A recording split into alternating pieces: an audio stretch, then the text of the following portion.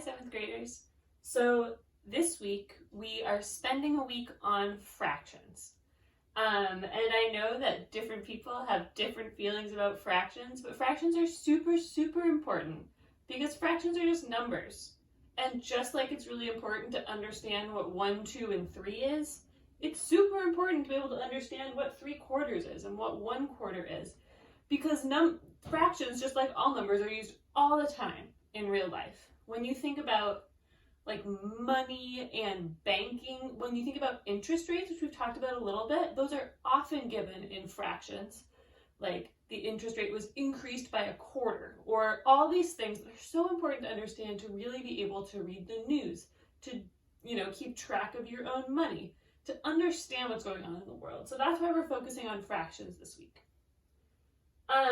Today we're specifically talking about common denominators.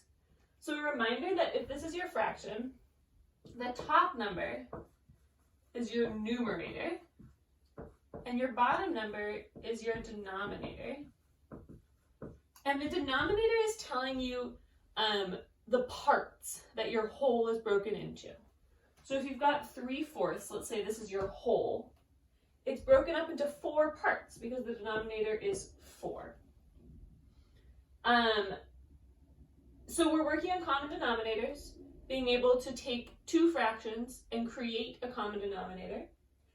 We will talk more about what that means throughout this lesson. 2 things I want to note before we go. Thing number 1 is feedback. In all the other lessons, after the exit ticket, there was a second slide that had another survey for feedback. So many of you have filled that out, and I really appreciate it. I really do read them. I really do change what I'm doing based on what you say. I'm taking it out, though, and putting feedback in the exit ticket so you don't have to fill out 2 forms. So at the end of your exit ticket, there'll be a couple extra questions that are asking you to give me some feedback. Please take them seriously. Again, I really do read them. So it's not gone, it's just moved.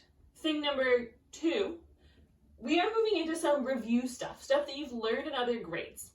Some of you might be looking at this and being like, Mr. Oak, I already know how to do this. That is fine. In every section in the learn and the practice, I've highlighted one activity that you should try if you feel like you already know how to do this.